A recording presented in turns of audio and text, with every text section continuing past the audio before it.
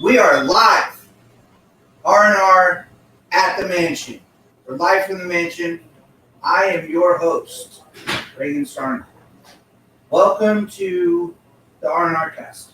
We're real excited to have you here, as you can tell. It's festive. I got the R&R shirt. We got it all. We're here.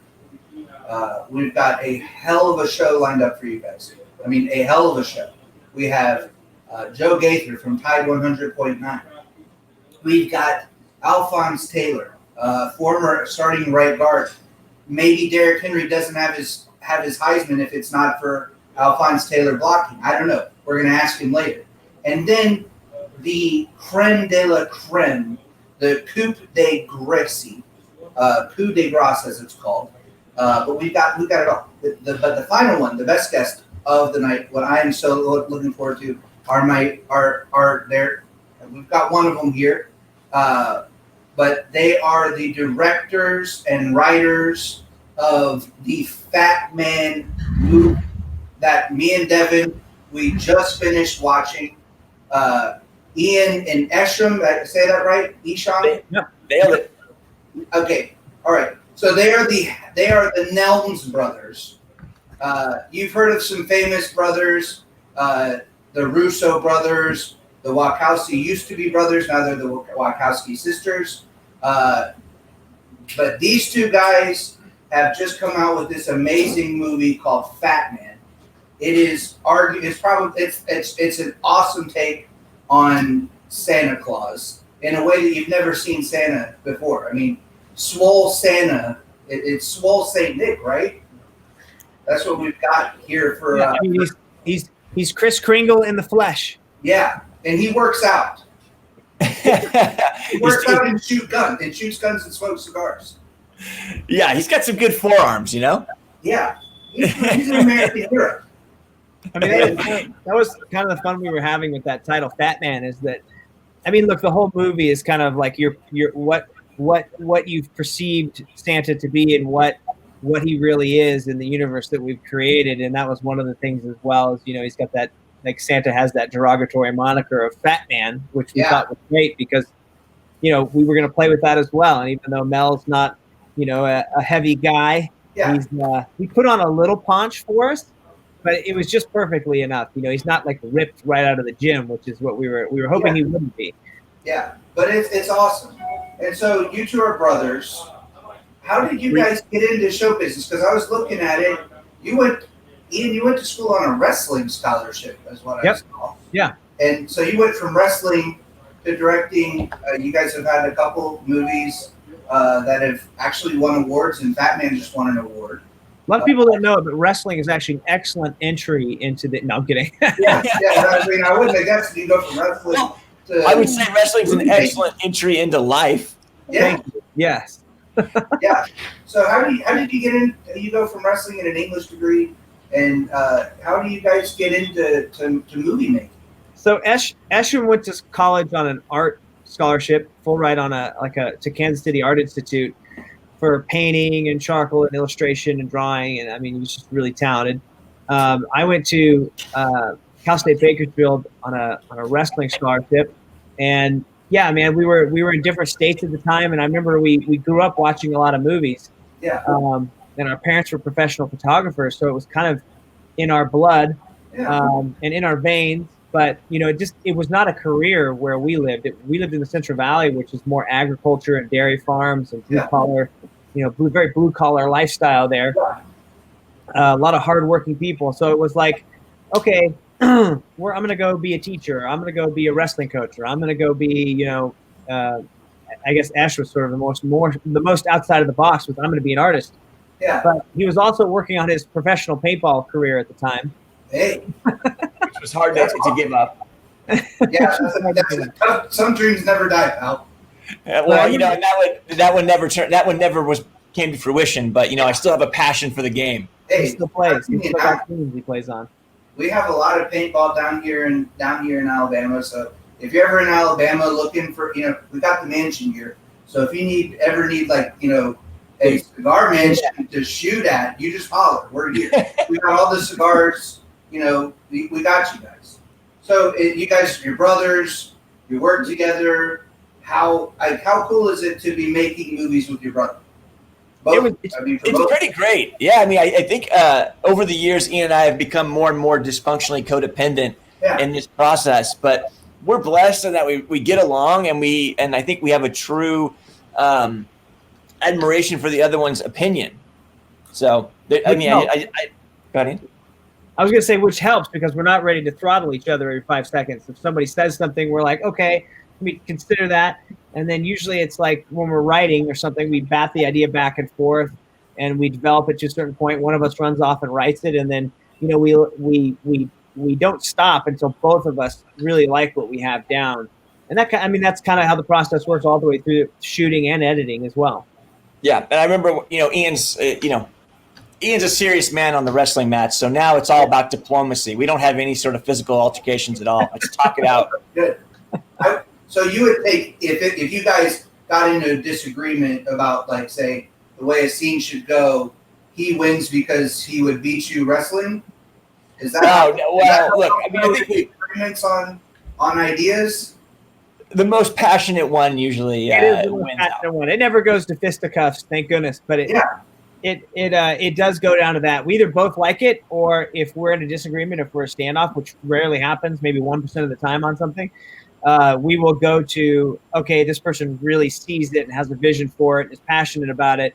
And then you say, okay, well, hey, you've got it. Like, great, let's do that. And usually it's like a line or a moment or a shot, an angle or something like that. And it's like, okay, well, if you believe in it, and I'll be damned if, like, every time we're screening it, somebody doesn't come up and say, man, that one line or that one shot or that whatever, like, it's always that person, whatever it was that person was really passionate about, usually sticks out in a very positive way.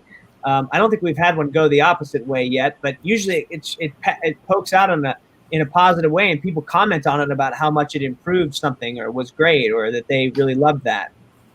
Yeah, that's awesome. And now, Reagan, you're at a mansion, and obviously this is like you got like a cigar. You have like a cigar empire. Yeah, we are the cigar mansion in Tuscaloosa, Alabama. We converted a 1903 house into an actual cigar shop. So we have a full bar, beer, wine, liquor, and we sell cigars. We sell alcohol. I watch movies. I watched Fatman for the first time at the mansion. Badass. Yeah, and I mean, it was our Thanksgiving thing. That's what we did on Thanksgiving because it came out. I had been stoked about this movie since I saw a preview for it, I think over the summer, and I was like, Mel Gibson as a gun, as a he's got cigars, he's got guns. Like, this is the Santa that I didn't grow up with, but I wish I had grown up with, and so I've been stoked about this movie forever. And then I saw it came out, and I said, Dad, so R&R's for Randy and Reagan, so that was why I was getting in the family thing, because this is R&R's me and my dad. Cool. And so we don't settle things with wrestling like you guys do. We call him Boom Boom, so he's a little older, but we all, me and my wife and my dad and one of my employees, we watched it on Thanksgiving Day, and it was awesome. It was such an awesome, just a wild movie from start to finish. Yeah, and I think that you guys did a hell of a job on it. Oh, thank you, brother. Now, wait, do you guys make your own branded cigars? Yeah, we do. Actually, yeah, we have two currently. The plan is for us to have I'd like to have about 4 more. So we have it go all the way from like mild all the way to full body. Wow.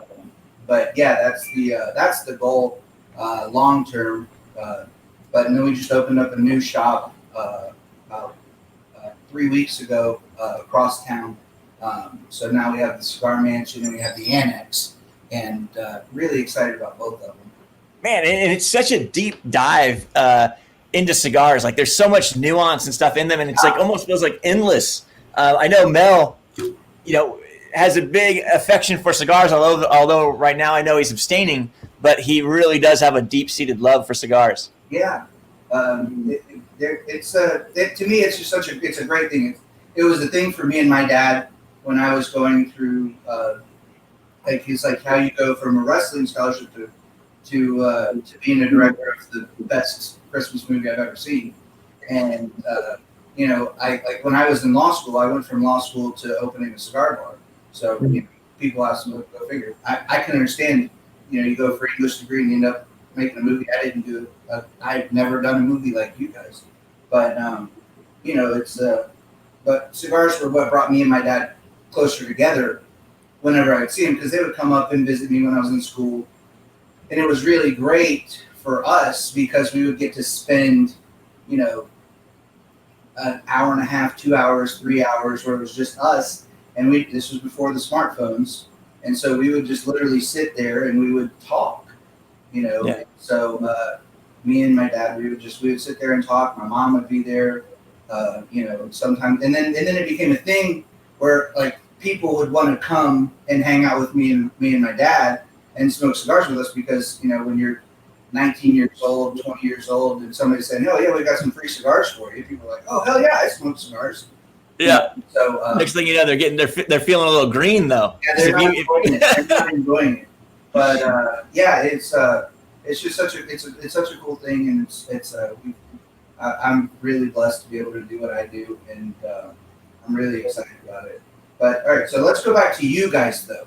So how did you guys come up with this version of Santa Claus? Because this is like the most crazy, awesome version of Santa Claus I've ever seen in my life. So how did you guys because you got a lot going on there with Mel Gibson's Santa Claus. How did you guys come up with this character? Well, I think, look, it just came from Ian and I love things that we haven't seen before. So that's always what we're kind of heading for. Like, oh, have we seen this path? Well, let's take a right here and explore something new. And for us, there felt like there was room in the Christmas genre, right? So we'd seen the Tim Allen family-friendly version and enjoyed it, you know. And then we've seen the sociopath that comes down your chimney and hacks you up. And we were like, well, what's a Santa Claus that we could have plucked right out of the Central Valley, California agricultural farm community? That's where we grew up. And plopped him down in the middle of Alaska and given him some sort of like idiosyncrasies and foibles and made him like an everyman.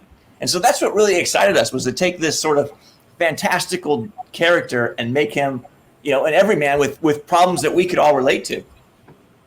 And like when we were attacking it, it was questions like, okay, he has this ability to read people's minds. Like, okay, what does that really look like? Like, he couldn't obviously have 3 billion people in his head all the time. He'd be schizophrenic. So it's like, okay, he would have to, like, if he looked at somebody, he'd be able to get like an instant download and then be like, oh, it's John and he's been good this year and now he's sleeping, so I'm going to deliver these presents to his house. Or he goes to his house and he has Billy in his mind and he's like, okay, this kid's been naughty, he gets coal. Or, so he doesn't know what's happening with everybody all the time, but if he starts to think about you or he focuses on you, then he can get a download of you, which is pretty much how we thought of it. And then it was like, okay, well, what about the elves? Like, what do we do down there? Like, what would be a reality? And we just had to sort of build it one block at a time, one brick at a time, of like how that would really work, Yeah, I remember we were thinking about, well, where would he be, right? And since we are Americans and have an American perspective, we're like, well, I imagine that America could have made a pretty good pitch, like, hey, Chris, like, come on over. You can park in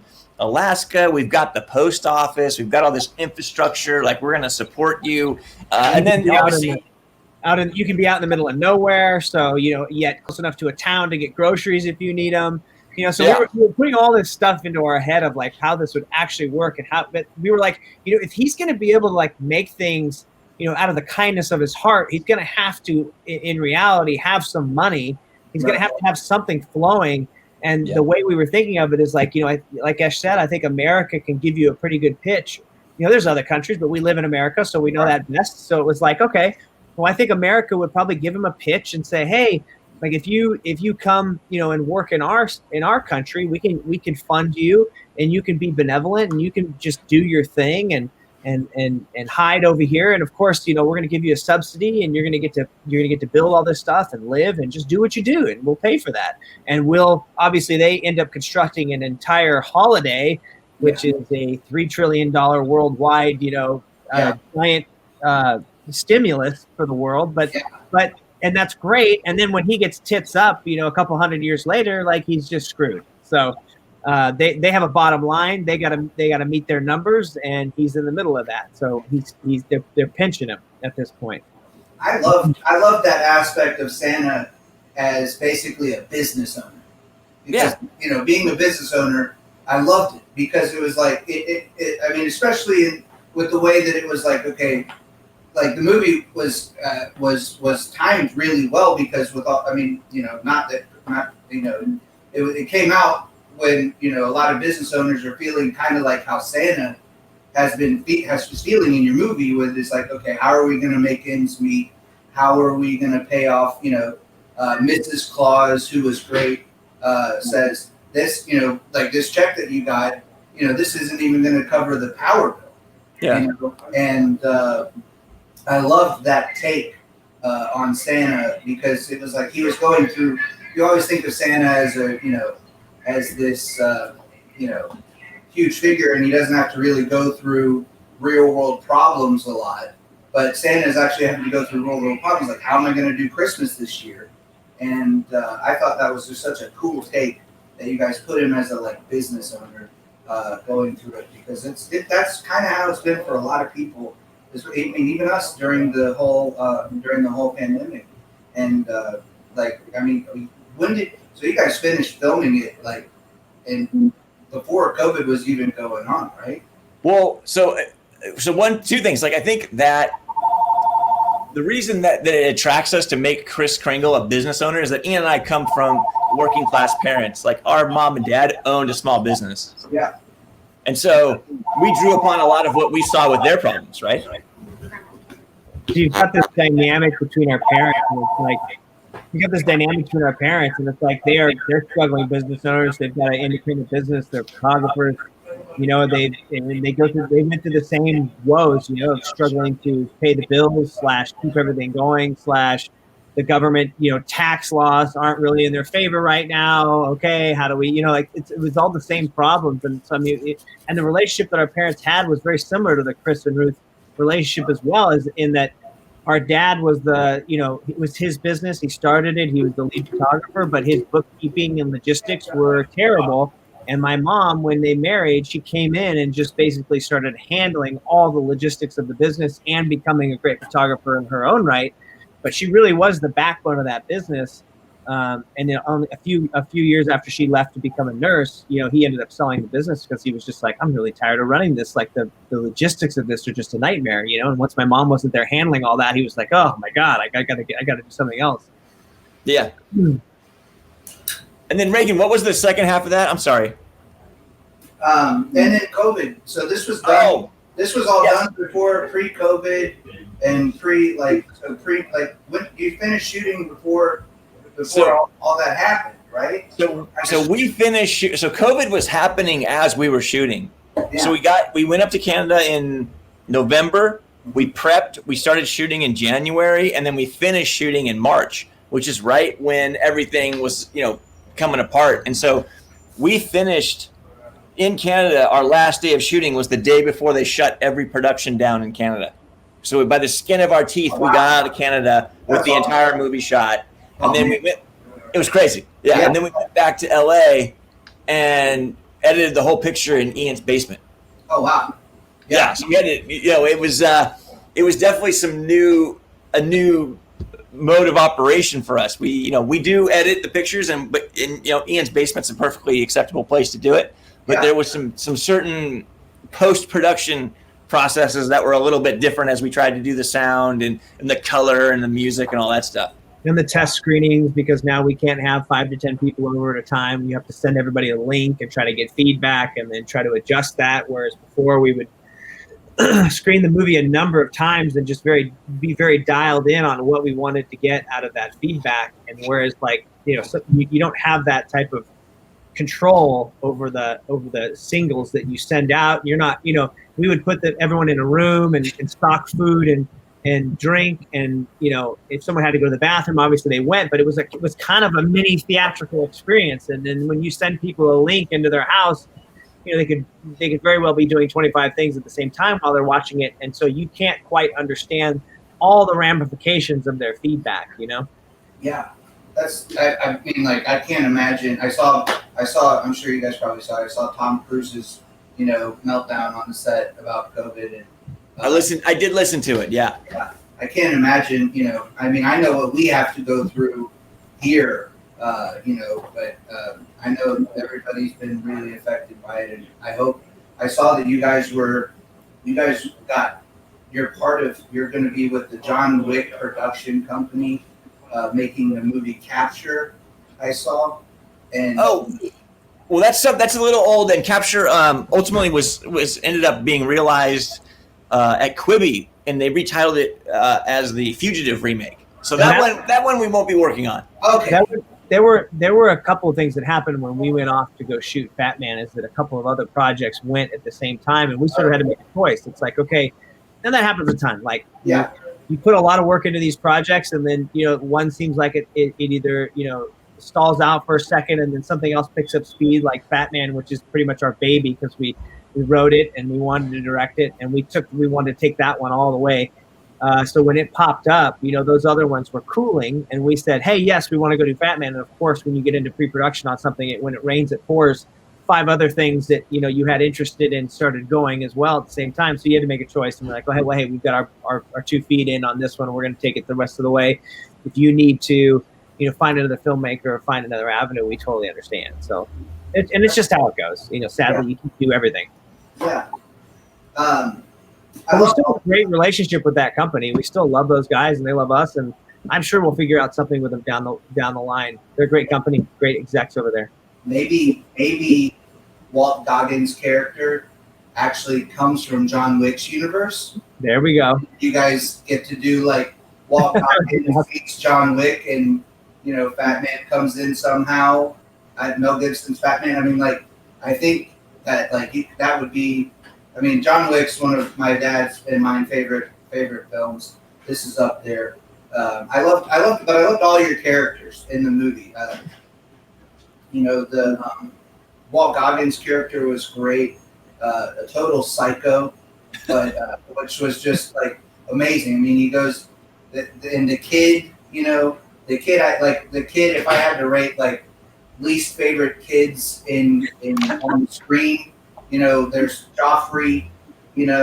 He's number one. He'll always be number one for the most hated, and then probably Carl from The Walking Dead, and then. And then the guy in the little kid in Fatman, little Billy, little Billy man, because he got some coal because he was a bad kid, and he's like, oh, I can't understand why I got coal. I just tortured a girl in a science project. So I thought the character was awesome. And Mrs. Claus, we found out her name is actually Ruth. That was, and it was. I thought, and I was thinking through it. It was like. I love the way that he did Mrs. Claus too, because especially with what's been going on in the world, having Mrs. Claus be a person of color, I thought that was really cool. And you guys were thinking about that before any of this other stuff was going on, and I thought you guys did a great job with that. I thought she was fantastic. I mean, that was done for a couple of reasons. I mean, our last couple of films, starting with Waffle Street, we had a very, a cool interracial dynamic in there with Danny Glover and James Lafferty. And we loved that so much that when we went and did Small Town Crime, we pitched Octavia Spencer, hey, what do you think of this dynamic of you being the sister? And we didn't have John Hawkes at the time, but it was definitely this pitch of hey, this white guy goes into this sort of reverse Blindside, goes into this black family and really fucks everything up. He's kind of a screw up, yeah. Wouldn't that be funny? And she's like, yeah, that is really funny. So we thought that was a really cool way to subvert people's expectations on that one. And then when we were putting this together, we were like, man, we always had the idea to have a woman of color in the Mrs. Claus role for a couple of reasons. I mean, one, it's the world we want to live in, where we're all sort of colorblind and not worried about who we're casting and how we're casting and casting the right person. Yeah. And on the other side of that, it was a great way to sort of subvert people's expectations again. I mean, from a lot of the test screenings we did in the beginning with people, they would say, oh man, it was crazy because I'm watching it and And I'm like, who is this woman to him? If he's Santa Claus, like, who is she? Is she like helping him out? And then and then like a couple scenes later, like, holy shit! If they didn't get it right off the bat, they were like, holy shit, that's Mrs. Claus. That fucking wow, like that's cool.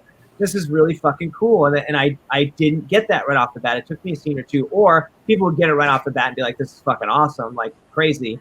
But yeah, we've had really great reactions to that. And I mean, Mary Ann was like, it was so hard to find somebody with her skill set. Like we needed somebody that could be like the backbone of the operation, like a complete badass. And because of the ending, she comes out and does some without spoiling, she's kind of a badass at the end. So you're like, okay, we got to have somebody that can pull that off and be believable. But we also need somebody that has that motherly warmth underneath, so that the compassion that Mrs. Claus character carries with her. And I personally loved Mrs. Claus because, like, I would hope every woman that's watching this, she got her husband what he really wanted for Christmas, which was a box of cigars. And to me, that was awesome. From the mansion. She got him from the mansion. So. Yeah. Next time, hopefully she gets him from the mansion. What was he? Okay, so can you tell us what cigars they were? Oh my gosh, I should know this. We should know this. But were they Te Amos? That sounds kind of familiar. It was literally Mel's favorite cigar is what we got. And I believe our props guy did some research and said, these are Mel's favorite. I actually called, or I actually looked around, or I looked it up, or whatever. And he was like, these are his favorite. I got him his favorite cigars. Yeah, we'd have to ask Tim. I can't recall what they were. I can't recall what they were, though. We're not cigar guys, sadly. Yeah, but no, that's okay. You don't have to be a cigar guy to appreciate them. And that's what I personally like smoking the occasional cigar. It's not a daily habit for me, but I absolutely do indulge once in a while. Well, you give me your address. I'll send you a care package out, and we'll get you some mansion swag. Gentlemen. Oh man, yeah. His cigar habit, man. I love it. It's all good. I'm happy to do it. All right, just a couple more questions left. What was with the hamster? The hamster, that was wild. That was just another. Yeah, like this guy's a total psychopath, right? And he's killing families in their sleep. And he's, torturing third grade girls for winning a science contest. But he's got this damn hamster that he just carries with him everywhere. Up to the North Pole. Yeah. There's a couple things with that hamster. I mean, initially, like, it's the only thing that, so on the surface, or what you kind of get from some of the dialogue in there and who he is, it's like, that's the only thing he's ever had as a pet since he was a kid. And he had a pretty shitty childhood. So it's kind of, he has an emotional, attachment to hamsters. It's the only, I think he tells the woman in the pet shop, it's the only thing I've ever had since I was a kid. I had hamsters. And she keeps trying to tell him that he's a snake person, and he keeps trying to deny it. And then, you lo and behold realize that one of the reasons he's getting so pissed off at this woman is because she somewhat reminds him of his mother. Yeah, but and she's not his mother. She didn't listen, and she didn't know when to shut the fuck up. That was great. That was a great line there. That was a great line, by the way. Who wrote that line? I can't remember. So that was such a great line, man. I loved that line. We all lost it when he said that. I mean, it's that, look, dude. 99% of that line is Walton's delivery, right? Like he crushes the line. That's important. But I think also to Ian's point, like that woman's not wrong. And for us, we always saw Skinny Man as kind of a snake. Like he is if there's an animal exercise for actors, like he is a snake. And so for us, the hamster is his food in a way. He's a predator, and he really enjoys having that little guy there because he knows at any moment he can just devour it. Right. And so the woman's on point with her assessment of him, which is why he takes such deep-seated offense. And that's so like, do you guys? I loved the movie. I thought it was amazing. I hope everybody watching this thing goes and watches Fatman. It's on all the streaming services, and you guys have some other films too, the award winners, The Life on Purpose, and then Lost on Purpose. Lost on Purpose. Yeah. I like Life on Purpose, though. I do like that title. That's the sequel. We're coming out with that one next. Yeah, I think it's good. And and so, do you guys have anything coming down the pipeline that you're really excited about for your next. Because I can't wait for what's next with you guys. I hope there's a Fatman sequel. I'd love to watch it. I know I'll watch it. You guys have what's coming down next for the Nelms Brothers? So I think first and foremost, we're absolutely kicking around ideas for the sequel of Fatman. I don't know if it'll be what we do next. I think Ian and I would really enjoy bringing our voice and tone and perspective to some different genres. Mainly, we're not sure if that's going to come next because there's a lot of logistics to still work out about Fatman 2 and people's schedules, and then we've got to write the script, and then and the last thing we want to do is wait 1.5 to 2 years to make our next film. So it's going to be like, okay, like let's make some stuff, let's get the script going, and then try to coordinate everybody's schedule to where it's 1.5 to 2 years out of us actually having it done. So that's what we'll be aiming for with Fatman 2. Whereas in the interim, it's like, okay, we'd love to get one in the middle, Yeah, and I think if you look at Fatman as like our Mad Max, like we're looking for Fatman, whatever it might be titled to be Beyond our road boy. What was it? And Beyond the Sanadome. Yeah, Beyond Sanadome. Yes, exactly. Yeah. You're right on step, Reagan. Yeah. Awesome. Well, you guys, thank you all so much for coming on. I can't wait to see what you guys do next. Really enjoyed our conversations. Again, shoot me your address, and I'll send you out a little care package out with some smokes and some other R&R stuff. And thank you again very much. I hope you guys have a Merry Christmas, Happy Hanukkah, Happy Holidays, all of that, and hope you're all stay safe. And you guys are in California. Good luck with all the lockdowns, and hopefully that comes to an end soon. And hopefully you guys get to go back to making movies. Thank you, brother. And we are so gracious and thankful that you allowed us to come on and share this time with you on your show. Yeah, man. It's great to meet you, Reagan. Great to meet you. Thank you guys again. When you get another one, we'll get you back on and we'll talk about it, and I can't wait. Perfect, champion. Sounds great. Thanks, man. All right. Talk to you soon, man. All right. So we're going to go to house. We're going to go to Joe Gaither and Alphonse Taylor. We've got Alphonse Taylor, starting right guard for the 2015 national championship, right? And then we've got Joe Gaither, host of Tide 100.9. We're going to talk Alabama football after. I mean, the Fat Man. I don't know if y'all have seen Fatman yet, but if you haven't seen it, you need to go watch it because it's amazing. It's a great movie. We just had the Nelms Brothers on, so now we're going to change gears just like that, and we are going to go to Tide football. There's a big game this weekend. Are you guys excited about it? Of course. I mean, it's the SEC championship. It's everything that you've kind of built up to. A lot of people didn't think they were going to make it all the way down to championship weekend with COVID-19. So how can you not be excited? It's been a really exciting season so far. Nice to see a lot of guys have breakthrough seasons this year. I mean, Devontae doing what we knew he could do.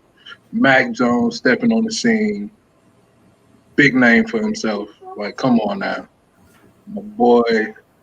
My boy has to have a license for that cannon on of an arm. Like, come on now. Yeah, he does. And I hope he does. It is definitely a concealed weapon. There has to be. Like, is that even allowed on campus? There's got to be against the law. It's like, there's a law against that, right? Well, he graduated, so he's not on campus anymore. Hey, but he gets another year eligibility, pal. He can come back next year. He can come back. So that'll be a sad story for a lot of people, man. It'd be what, 2 in a row? Yeah. Oh. Give it to him next year. So Shanky played from 2012 till 16, right? Right. So you were there for the national championship and Derrick Henry's Heisman. If you weren't playing right guard, does Derrick Henry win that Heisman? Honestly, probably does. I'm not even gonna lie. I'm not even gonna lie. It's undoubtedly somebody would have stepped in and he still would have did what he did. That man was a freak of nature, man. Like, I don't think it's one of those things now that I'm not playing ball anymore and I get to actually sit back and see it from everybody else's perspective. Like, it dawns on me how legendary he was in 2015. Like, he was flipping grown men with stiff arms. Man, like, that's unheard of. And the fact he's still doing it in the NFL today is even more unheard of. What's going on? I mean, the man had the most carries coming out of high school and college, and now he's just an absolute freak. You know, he's got what, 4 200-yard games this year, I think. Just absolutely feasting on the NFL. It's crazy. So you played for 4 years at the Tide. What's it like playing for Nick Saban? Oh, man, it could be the best thing in the world or the worst thing in the world. It all depends on how you approach it. He's most definitely a business mindset type person. And so if you show up to that complex and you bullshitting, that'll be the end of you. You won't make it. It'll be an early exit every time. Like, you got to come with a goal in mind and ready to work and just basically take whatever comes with it, man. And so it's really, I know everybody thinks there's like this big secret to playing for Saban, but it's just like, you better have some big nuts and be able to take the shit. That's really all it is. He doesn't hold back at all. Yeah. I remember when I was there, like during our stretch lines, he walked through and fuck with everybody. And every now and then he walk up on me and be like, "When that baby due?" Yeah, he'd be like, "When's the baby due?" You know, I was one of the fat guys. Yeah. It's all good though. Well, speaking of the fat guys, how do you think this offensive line stacks up to the offensive line while you were there? That's a tough one, man. That's a tough one because obviously I want to be biased because that was my line. I mean, y'all were great. Y'all were great. Yeah, but I think the difference about this one is, see, our line, we had Ryan Kelly, Cam Robinson, 2 first rounders. I think this whole offensive line could go first round. Like, they're really that good. And if you just sit back and watch each one of them, they be getting in people's ass, man. It's just like, they physical, they nasty. Landon Dickinson is one of the nastiest, dirtiest people I've ever seen on the field. Like, the things he does to people is ridiculous. So they can most definitely, I mean, honestly speaking, they're probably better than we was because you can honestly put anybody behind them and they probably get a touchdown. Just being honest. As an entire unit, they're most definitely better than we were in 2015. I think you might be selling yourself short a little bit, but they're really good. They're special. You think that Mac Jones would be? Do you think that their dominance is really kind of the reason why Mac Jones is really able to show his arm talent and able to find guys down the field? Oh, for sure. But I mean, a lot of people was on Mac Jones last year in the Auburn game. But if you really watch that game, you'll notice besides those 2 pick sixes, man's played a phenomenal game. I'm talking phenomenal. And so I think Matt can, even without that great of an offensive line, I think he'd still be able to make plays. So that offensive line this year is insane. It's insane. I mean, like, it's insane. But I would say that having a quarterback like Mac Jones has made it even better. Because I think I personally think Mac Jones is the greatest quarterback in the history of Alabama football. I'm on record saying it. I'm going to go out on a limb right now. Not much of a limb. I'm going to just stand here and say it because I don't feel like it's going out on that big of a limb. That Mac Jones is the greatest quarterback that's ever played for Alabama. Wow. Well, you know, it's me. It's the hot take central. You know, I don't think it's that hot of a take. I think it's just a correct take. But Mac Jones, I take Mac Jones over Tua and Jalen. You know? Oh, I'm with you on that one. I've been saying for a while now that Mac Jones is better than Tua. I just don't think people are ready for that conversation. They're not. They're not. Because if you look at him play, ukulele, you know, there's no video of Mac singing, you know, doing the little ukulele thing in Locke's office, you know. Right. they're not ready to have that conversation. I think we should have that conversation. We should. Because, I mean, just simply based off decision making. Every big game we played with Tua at quarterback, he was guaranteed 2 interceptions a game. Guaranteed. Wow. Every big game. Yeah. And we were playing from behind afterwards.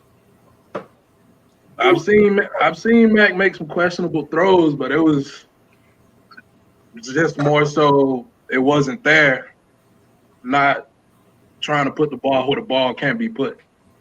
Right. You know? Right. And that's the honest truth. And Mac only had one receiver too. You got to remember, Mac only had Smitty because Waddle's been gone. You know, Mac's been doing all this stuff with just one. You know, you think Tua had. I mean, this is insane, right? On the same field.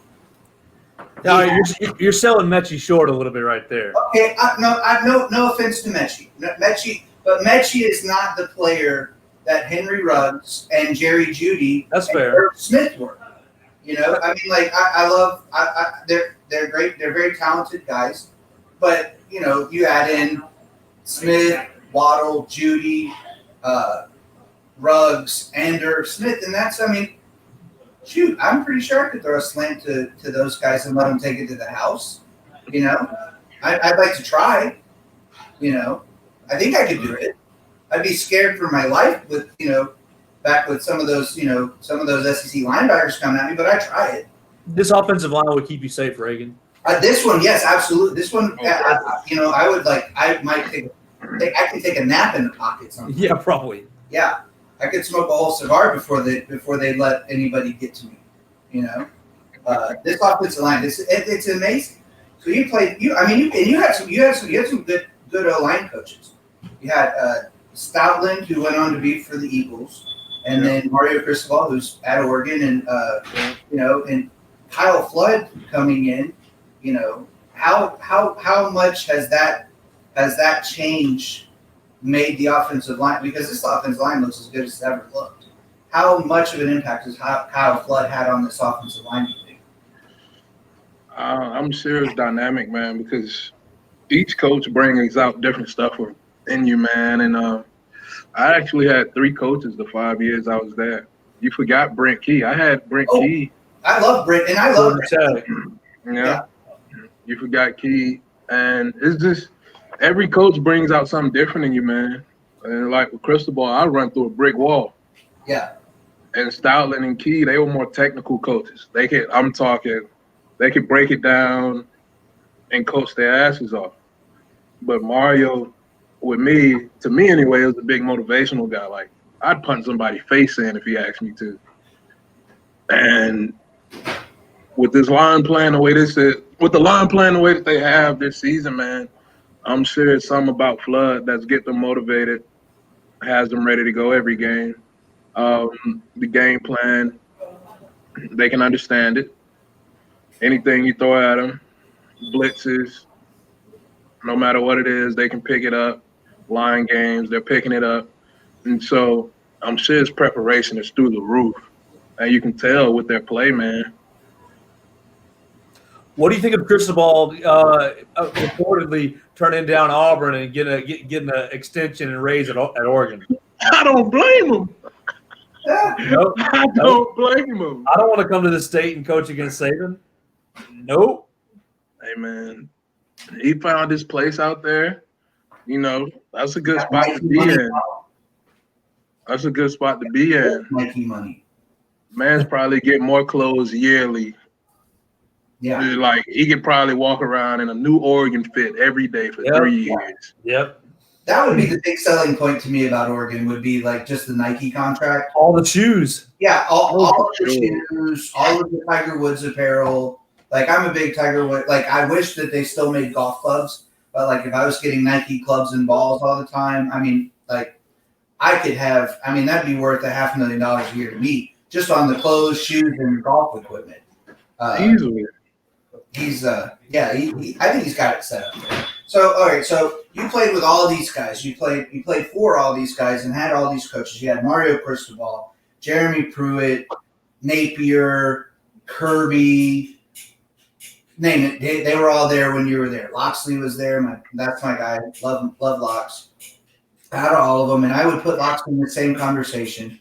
So out of all of them, when Nick retires, and he's going to retire, I'm sorry to the people listening. At some point, Nick's going to hang him up.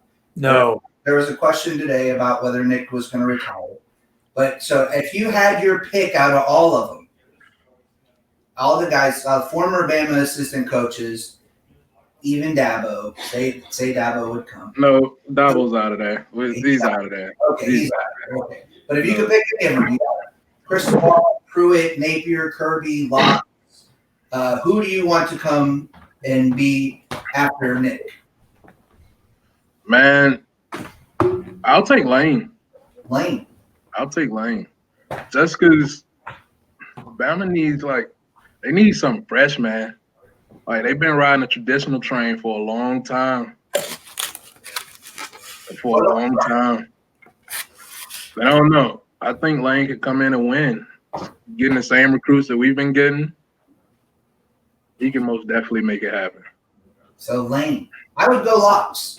Locks would be my guy. I want to see what he does up in Maryland, but Locks would be my guy. I think Locks would do the same thing that Lane does it and be less of a headache than Lane. You know. But the headaches is what makes it all worth it, man. It's just like, what the hell are you doing, Lane? And boom, 60-yard touchdown. Flipping his damn clipboard in the air. Yeah. Hey, what the hell are you doing, Lane? That's just don't worry about it. She's a soft She told me she was 21. Oh. Oh man. I'm gonna avoid that one. Whew. Joey Freshwater, bring him back. That's what you're saying. Bring back Joey Freshwater. Hey Joey, if you see this, I had nothing to do with that one. Hey, it's okay. It's okay. It's our podcast. Let's put it here. That's what it's here for. All right. So we got a big one this weekend. Okay. We got a big one. Alabama versus Florida. Probably one of the stupidest plays that I have ever seen last Saturday. How big of an ass chewing would you have gotten if you had chucked somebody's shoe on and gave them a fresh set of downs after they were about to punt? Like, would you be alive today if that had happened? I don't know.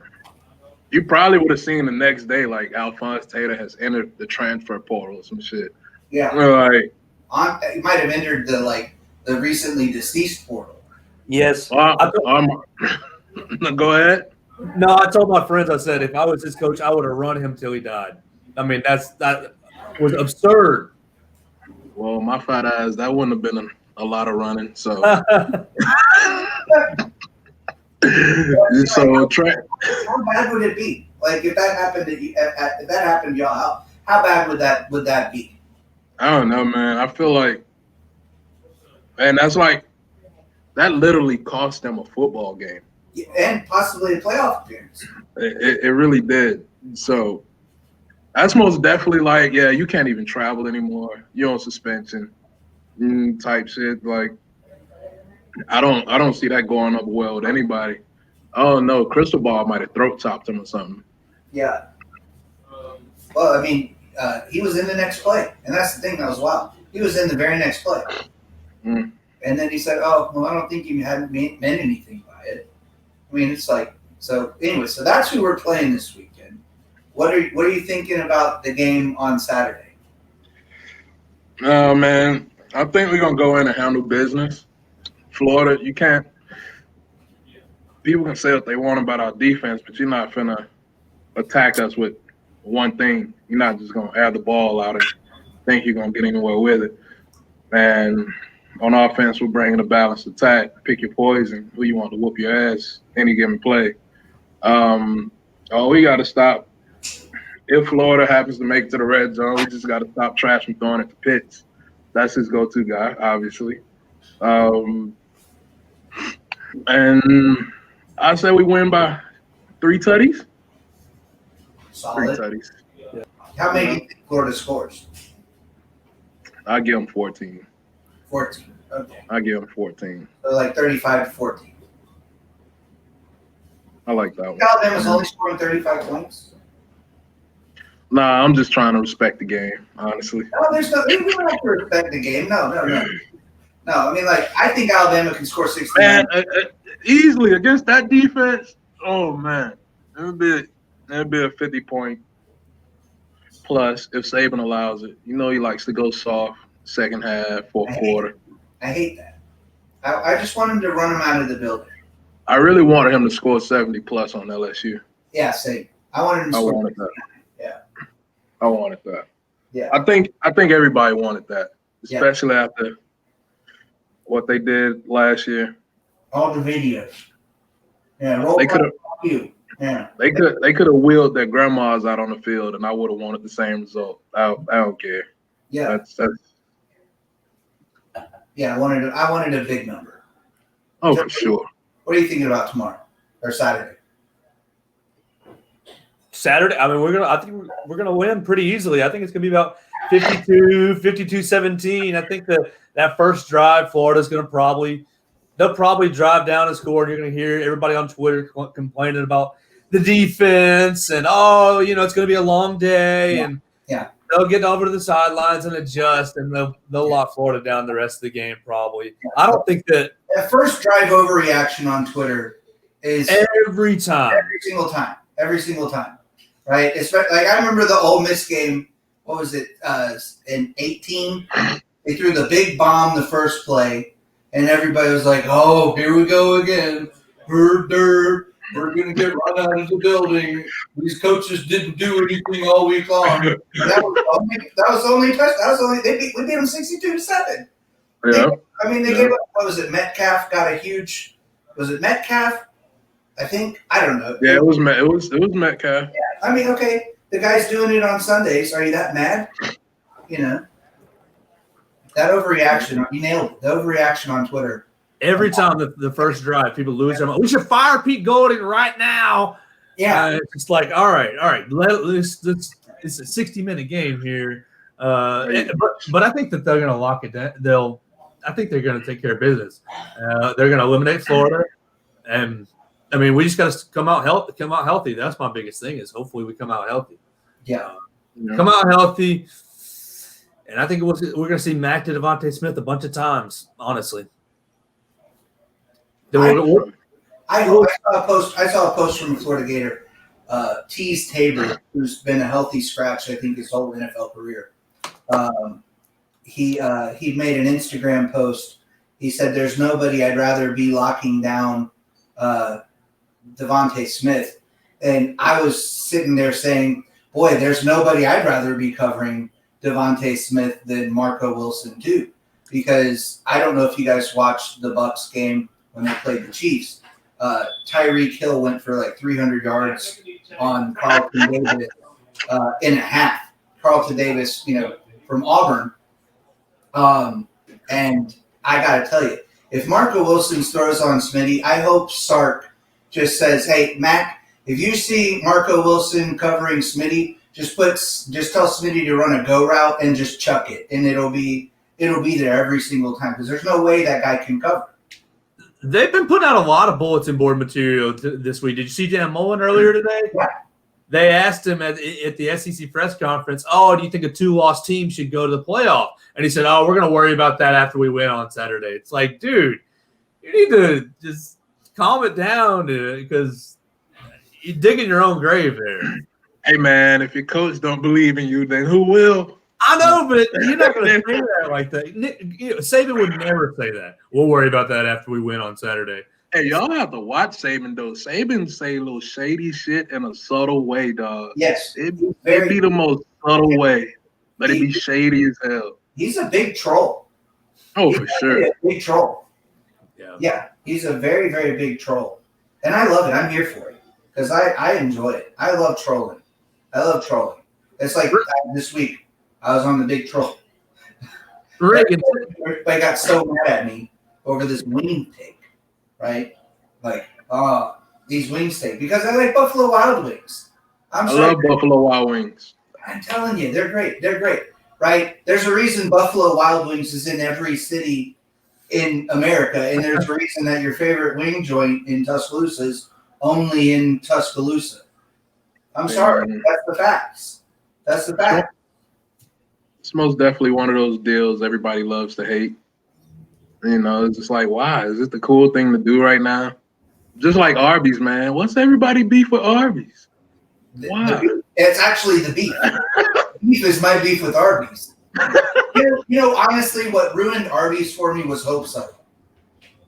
That was what ruined Arby's for me. Was she a sponsor? Was she partnered with them? You could say that. You could say that. Okay. There were some things Shank knows. All right, roll tide. It was the meat curtains. Yeah. It's tough. It was. It looked very tough. It looked very tough. Not amazing at all. Let me tell you. Oh yeah. If you know, you know. Don't Google Hope Solo Arby's. Like what you'll find. I wouldn't recommend that. Especially if you haven't eaten yet. Don't go. You know, don't eat and then look at it. You might throw up. So don't do it. It's like when remember like you're growing up and people will be like, "Oh my God, have you seen these blue waffles?" You know, you remember the blue waffle? Yeah, I remember. Stop. You gotta stop it. Man.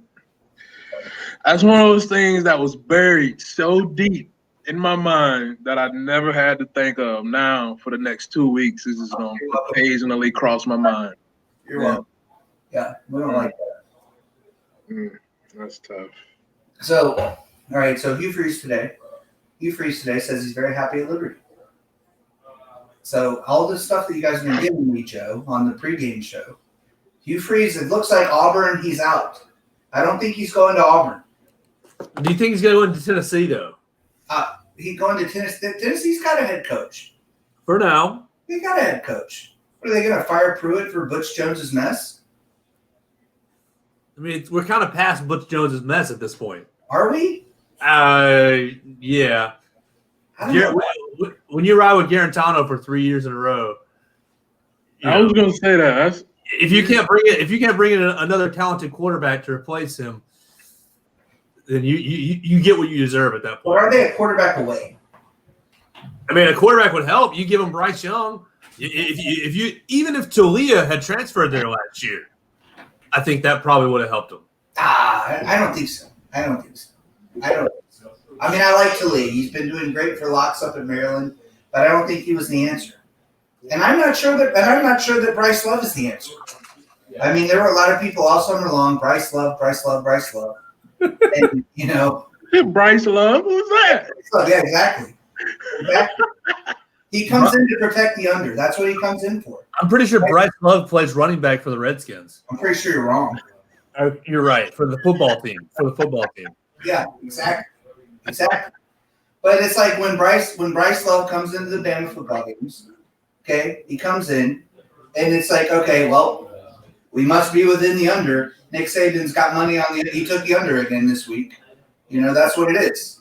Like, I'm sorry, but that's what it is. He comes in and he hands it off to, third, fourth string running backs, and maybe he completes a pass. Maybe he throws it in the dirt. I don't know. We'll find out on Saturday, hopefully. I think he's going to get some playing time against Florida. But come on, he's a freshman. You got to let him. He's coming in mop-up duty. The game's over. What's the motivation level of everybody? What's the motivation level on defense? What's the motivation? I mean, make their asses. Oh no, man. When I used to come in and mop up duty, I used to try to knock some people's shit off. Well, speaking from experience, there you go. I mean, because, bro, it's just like you gotta put it on film. Yeah. You gotta put it on film. And you'll be surprised how many people I practice with. Practice horrible. But come game day, bro, it's like they had a fucking light switch. No missed assignments. Knock a head off. All types of shit, man. So when you get that mop-up duty time, man, you got to put the work on film, dog. You got to let them see it. So Boom Boom just texted me. Boom Boom's my dad. What do we call him? Boom Boom. He says, "Are you doing love on purpose?" Yes, I'm doing love on purpose. When he makes me respect him enough and hits the over, then we'll start calling him Bryce Young. But he hit the over. What was that? The Kentucky game? Because you can't. It's Kentucky. Come on, who cares? Who cares? Kentucky didn't even want to play. They were hoping that game got canceled so Alabama could play LSU. I mean, those guys. I love the Stoops. Right? Great coach. I love him. I like Kentucky as much as most Alabama fans like Kentucky basketball, I guess. But they didn't want to be there. They were ready to go. They didn't want to play that game. They were like, okay, we're here because we got to collect a check. And I think, so yeah, put him in there. Yeah, of course he did. Let him do it against a real team. Let him do it against a real team. Let him do it against Florida in the SEC championship game. Hit the over. I'll start calling him Bryce Young. I don't think that's unfair. Is it being unfair? I don't think so. I don't think so. I say the kid's young. The kid's young. He's going to grow into the position. So would you rather have coming back next year, right? So everybody gets a free year of eligibility this year, right? So they get an extra, I guess, 6 year. Too bad for the guy at Clemson. He could have been there for another 8 years. Renfro? Oh yeah, he'd been here this year. He could have been there for another year. So would you rather have Mac Jones come back, or would you rather have Bryce Lung? How about that, Bryce Lung? I like that. Mac Jones, easy. Which one? Which one is it easy? Mac Jones. Mac, easy. Yeah, Easily, for sure. I mean, you already know what you have in him. You already see the production, and the production's like phenomenal. So you're going to give me that production again next year? Oh, sign me up. Too bad we all dreamers right now. That man's out of here. Long gone. I don't know, and that's what I don't get. I don't get what these NFL evaluators are seeing with Mac saying, "Oh, he's not a first-round guy." I mean, I'm old enough to remember Christian Ponder being a first-round pick, and I love Christian Ponder. The guy was brilliant and had a hell of a hot life. I mean, let's be real. Sam Ponder, she's hot. A Liberty alum, by the way. A Liberty alum. We're really proud of her. But, I mean, if Christian Ponder's the first round, Daniel Jones and Dwayne Haskins. Yeah. Daniel Jones, man. Come on. Mac Jones isn't a first-round quarterback? Right. If Cardale Jones can get drafted off 3 games, I think Mac Jones put an entire SEC season together the way he has is an easy first-rounder. Easy. How many first-round picks do you think this team has right now? Surtain, Bobby Harris, Leatherwood, Mac Jones, Barmore, Dickerson is 6. Evan Neal will be one day. Yeah. Neal will be a first-rounder one day. Waddle. I mean, we doing just this year or total? I mean, is this the most talented team you've taken? Offensively, yes. Yeah. Well, yeah, clearly, that 2012 defense, I don't will he ever have another one, or the 2009 or 12? Could go either way. No, bro, you had Dante Hightower, like 260, running a 4.6 at linebacker. Yeah. You'll never see that again, ever. It was. And he had Ruben smoking Newports at halftime. I love it. And then going out and getting quarterbacks immediately right after. Ripping sticks in the locker room and then abusing quarterbacks. I think I miss Ruben on kickoff more than anything. Did you see the linebacker they got out of Texas who's like jacked? Kenny Blackshower. Oh, you mean the grown man? Yeah, people on the birth certificate. Yeah, I see him. He looks 30. Yeah, people at least 40. Yeah, he looks old.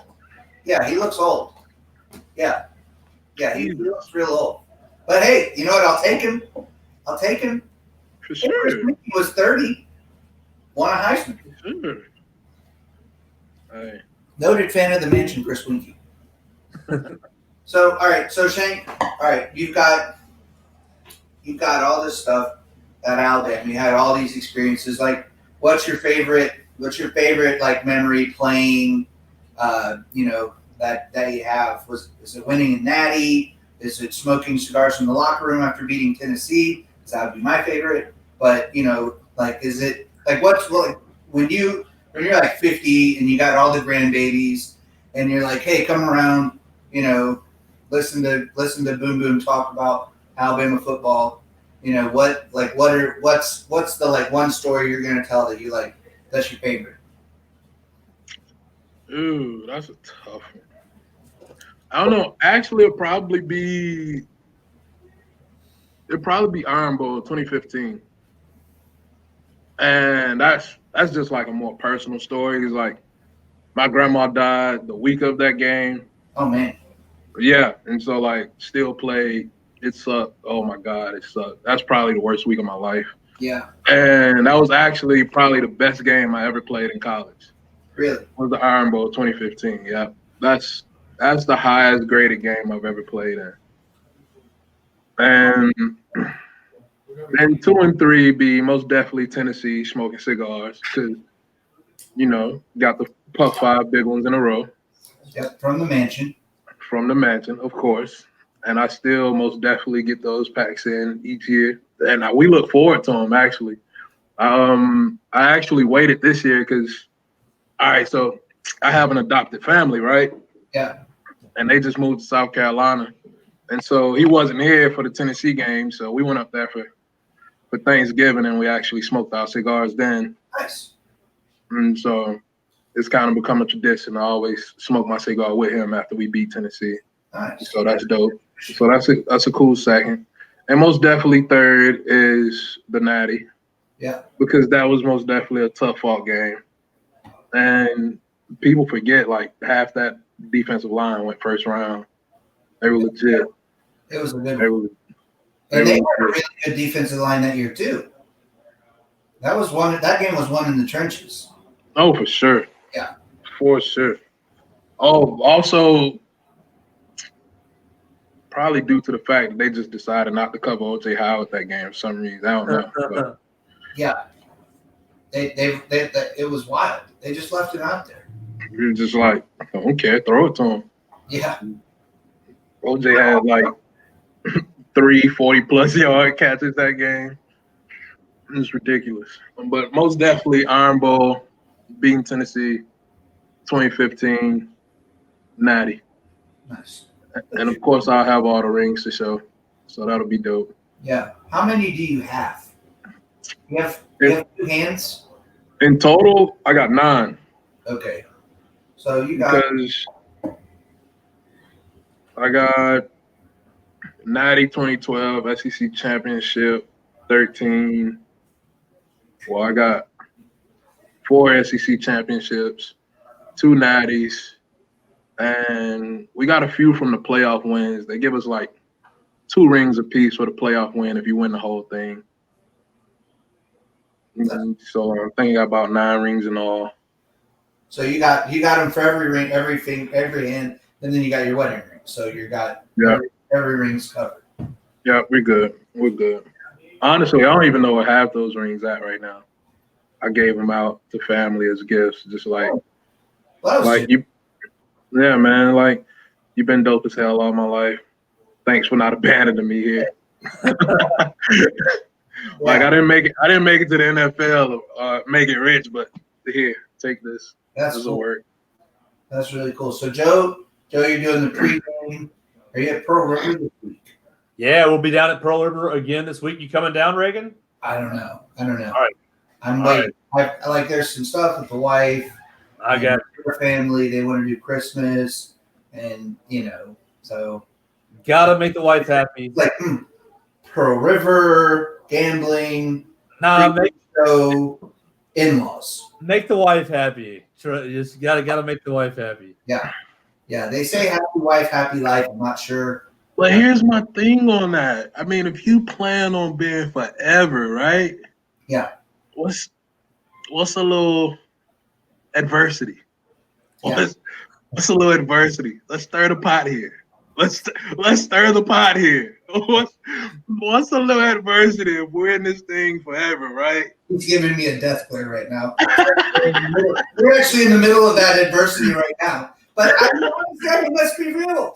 Which would you rather do? Would you rather go to the ultimate gaming resort in the Southeast, Pearl River, or would you rather go to your in-laws' house? You know, there's golf, there's a spa, there's casinos, there's really good restaurants, you know, there's really nice hotel rooms, and, you know, then it's the in-laws. I mean, there's a really obvious answer there, but I'm going to cut the shit. Obviously, Right? I'm gonna cut the shit because honestly, if my wife tell me to go somewhere, I'm gonna be there, and that's the end of the discussion. So, I'm just talking. That's all. Yep. But we will be at Pearl River this week. Our show's at 2:00. Reagan, what time you want to join us? Man, you know what? Liberty doesn't play this weekend, so there's no problem. I can join you whenever you would like. Sounds good. Same show. It's you and Jay Barker and Kerry Clark, right? Sometimes Kerry will join us, and sometimes Jacob Harrison will join us. Kind of just depends on whose bodies are around. So at Tide 100.9, you guys have like 4 J's, right? You got like all the J's. All of you guys are like J names. I've noticed this, except for the one guy that has an L name. Shout out Fluff. Rhymes with SARS. Shout out Fluff. Yeah, shout out Fluff. Yeah. Yeah, the SARS guy. I mean, Lars, excuse me. Lars, not SARS. Sorry, COVID got me going. But yeah, we got a lot of J names. Yes, yeah. A lot of J names. Except the L guy. Yeah, you know, you gotta give it up for Ryan in the afternoon though. Also. Yeah. Fowler's great.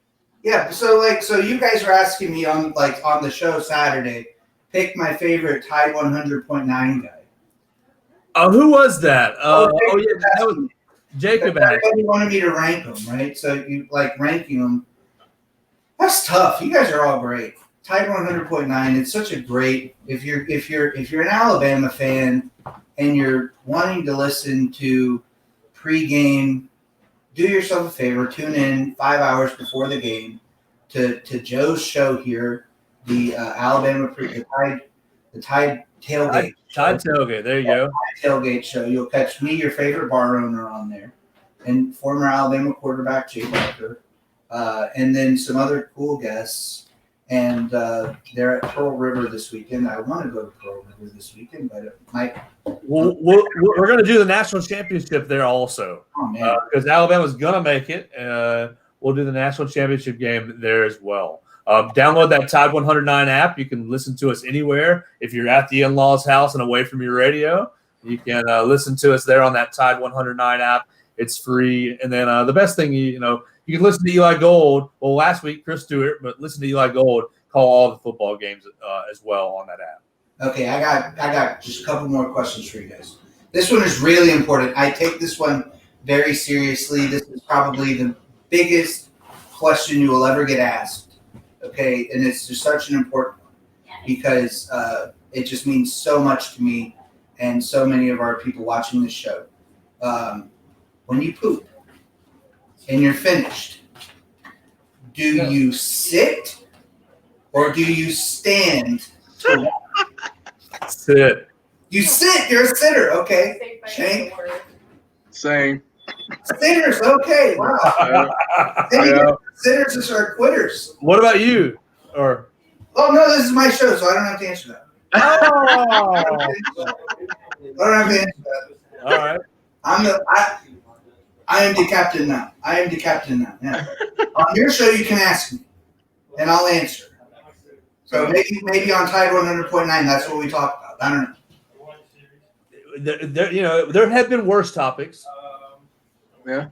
Bo Nick's parenting. Can't relate. Yeah. Yeah, Shank, you're a good father.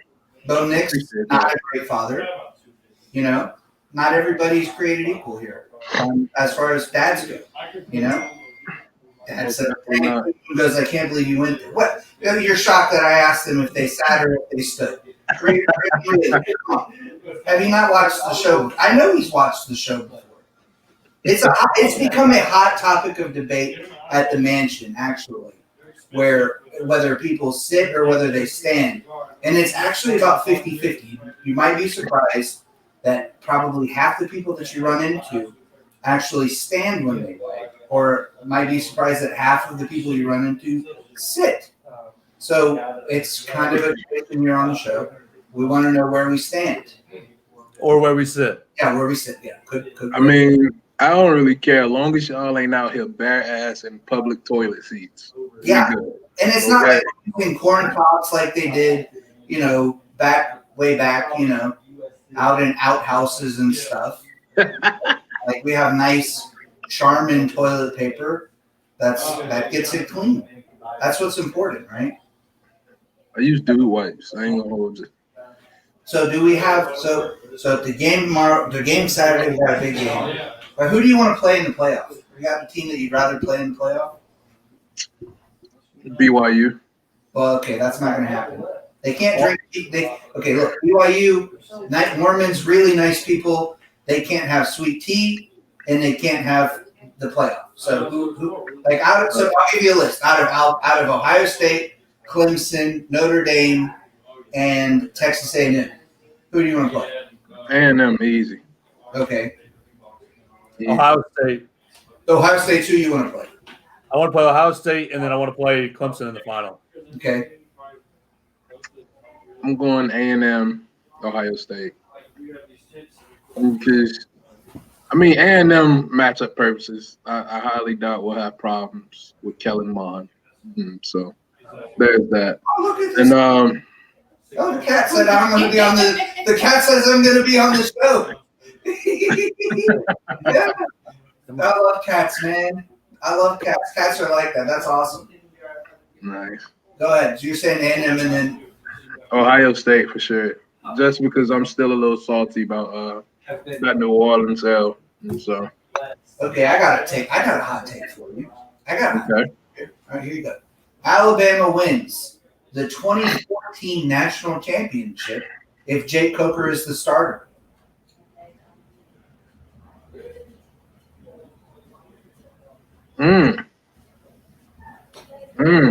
Well, who stopped Ezekiel Elliott?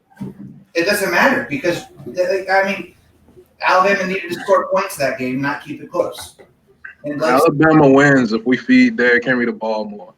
Okay, well, there's that too. Okay, I can see that. Yeah.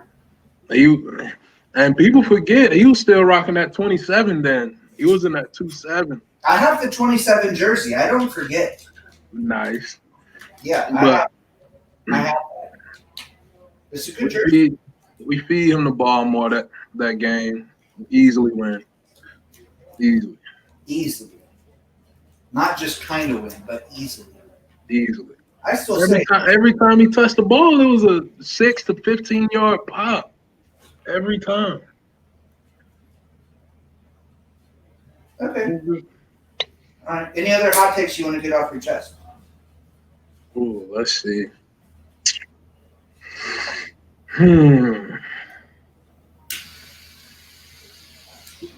Joe, I can't think right now.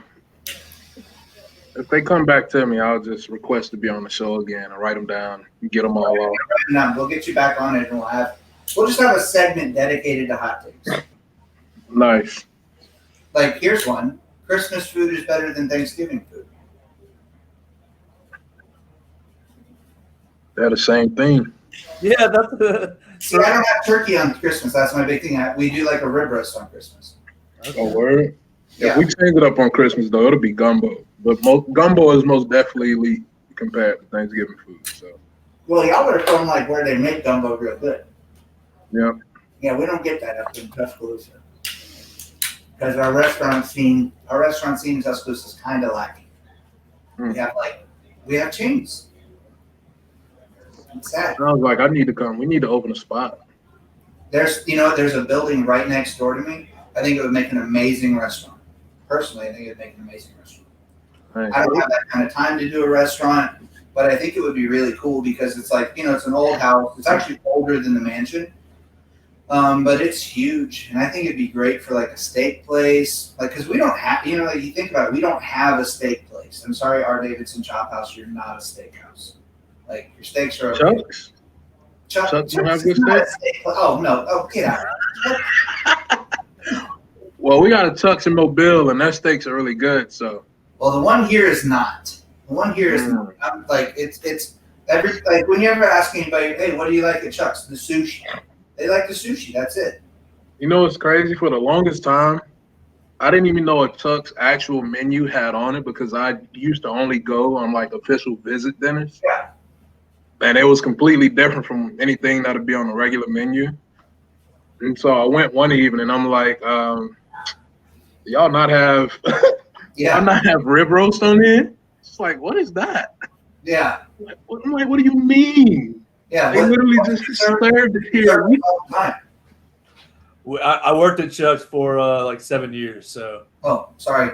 No, I mean it's fine. Everybody's got their own opinions, but you're right. Everything that they put on that buffet for those football recruitment dinners, we don't really do anything with it on the menu. Yeah, I see that, and I was pissed because I went back, and when I was actually at Bama, went for a nice dinner, and it was like, we don't have any of that. It's like, well, what do I do now? It's like the sushi.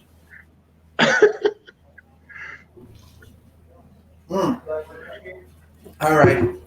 So, big game. Final thoughts about Alabama's football season.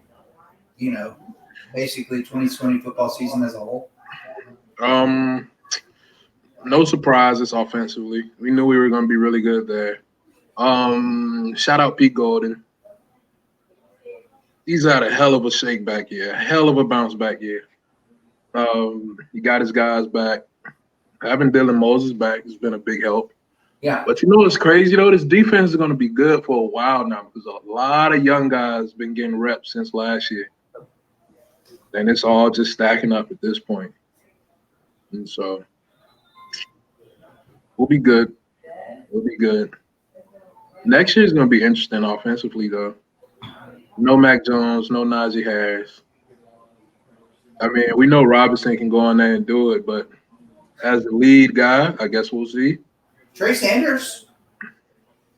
You guys forgetting about Trey Sanders. Wow. It's going to be interesting to see how he recovers from his accident. Oh, yeah. The guy is healthy. I'll give you that. I hope a full recovery for him, and if he has a full recovery, then he's got the talent to do it. But I have no insight to how his recovery is going. Well, the good news is they have the best doctors in the world. Yeah. Thanks. So shout out Dr. Andrews. I got rods in both my legs. God. They're about to have to. I think they're about to have to work on my back. Yeah, nothing on back problems. All right. Well, I'm gonna let you guys both go. Thank you guys so much for being on the show. I enjoyed the takes tonight. They were incredible. There were a lot of them. There's going to be a lot to unpack for the people that are watching. Their mind probably has been blown a few times. Hopefully, they've been blown a few times. And it's just been a great having both of you guys on, and we'll look forward to doing it. Joe, I will see you on Saturday. The wife gave the okay for us to go to Pearl River. Oh, nice. I feel like that was wishful thinking, but I got the text right here. Hold on, let me read. We can go to Pearl River Saturday. Wow, nice. What a loving wife. And then Dad's straight up. All right, guys. Well, thank you all for coming on. We will catch you on the next one. Sounds great, Ray. All right. Okay, now we are going to welcome. I feel like that was wishful thinking, but I got the text right here. We've got Boom Boom. We can go to Pearl River Saturday. So Boom Boom, you're gonna have to mute the TV because there's an echo coming back through what's going on, what's being said. So hit that mute on the TV. All right. So, now we're going to welcome. I feel like that was wishful thinking, but I'm I got gonna the text right here. I got the text right here. Okay. Hang on. This isn't working for Boom Boom. We're having some technical issues, technical difficulties. But it's been a great show. We've had a great time. He's telling me Through what's going on, what's being said. So hit that mute on the TV. All right. Now we're going to welcome. This is Boom Boom. Boom Boom is big boomerang. He's boomerang. He's boomerang again. have a It's not working headset. for Boom Boom. We're having some technical issues. Doesn't have a headset. But it's been a great show. Great show. We've had a great time. He's telling me Through what's going on, what's being said. So hit that. Well, Boom Boom can't come on. So sad. It's just your favorite bar owner now. So anyway, I hope everybody had a great time. I enjoyed it. I had a great time with myself, as I always have. Maybe Boom Boom fixed it. doesn't have a headset. He didn't fix it. That's sad. So anyway, we had a great time. I had a great time, as I always do when I'm with myself. And we had some amazing takes tonight. A lot of fun. The Nelms Brothers. I mean, what a great brother. Great brothers. Fantastic interview. The Fatman movie. If you haven't seen Fatman, you need to go watch it. Do yourself a favor and watch Fatman. It's the best. You won't regret the $7 that you spent on the rental. It's amazing. It's my favorite Christmas movie. And then great time with Shank and Joe Gaither. Great guys. Tons of football takes there. Lots to unpack with that one. But another great time with those two. And next time we'll have Boom Boom have his audio fixed. And wait, are you here? Can you hear me? Did you get it fixed? Oh, okay. There was a mild technical issue. Yeah, Boom Boom, boomerang. I use a Mac. Technology's hard for people. Safari was left open when I switched over to Chrome for the technology constraints of our studio. So I am joining from the Mansion Annex in Northport, where we watched the entirety of the Cigar Cast. Yeah. So what'd you think? Did you enjoy the show? I think it's the best show yet. Yeah. And What'd you think of the Nelms Brothers? the Nelms Brothers. I really was amazed at. I was amazed that they were as interested in you and your business as we are in them and their business, and I thought that was fascinating. Yeah. And Hollywood people. yeah, and I really want to watch your other movies now because I went and watched trailers for their other movies ahead of the show today, and they all look really good. The Waffle Street, I think, might be the next one. That's the one with Danny Glover. But I tell you what, that the crime movie looked really good, and Lost on Purpose, I think it was the other one. But Fatman, number one on the Santa Claus movie list. Yeah, Fatman is the coup de grace for them. Yeah. I hope everybody will go and you can. It's on sale now for like $9.99. You can buy it and then watch it every year instead of next year when you're looking for Christmas movies, and you could watch Fatman and It's a Wonderful Life, and it'd be your Christmas film festival. Yeah. I can't imagine watching those movies back to back, but I might try it this. Well, me and Devin, I just watched Fatman again, and I thought it was great the second time around, and I really enjoyed it, and I thought they were a great interview. And then, former Alabama starter for their national championship, Shank Taylor. He had some amazing takes. Yeah. What was your favorite? Well, you know what? I've forgotten about that was the run the damn ball complaint year. Like Yes. Last year, everybody was on Pete Golding's case, wrongfully, in our opinion. We love Pete Golding, and but that year, I remember the complainers. I think it became a T-shirt, "Run the damn ball," and it was that Alabama, was able to dominate teams on the ground, and they didn't. And I agree that Coker, if I think they'd have won all the games anyway coming up to that point, but I think they'd have been better prepared if they had a more prolific passer going into the then Blake Sims had a great season and great year, and good for him. But I think they probably had an opportunity to be a better team when they needed to be a better team. Yeah. But it would have taken them moving to Coker early in the season, and that's a really big case of hindsight. But running the ball versus passing the ball with the team they had, that one's a little tougher to understand at the moment. Yeah. So you're over at the Annex, and I finished one of those. I had one of those brand new Pappy Van Winkle cigars. Oh yeah? Yeah. Have you had that one yet? No, I'm smoking a Padron 48. Well, good to be you. Yeah, it is good to be me. Yeah, Boo Boom being big fancy, smoking a Padron 48. Boy, hide the wealth. Share some of that wealth. So anyway, we got some cool things going on at the mansion and at Northport.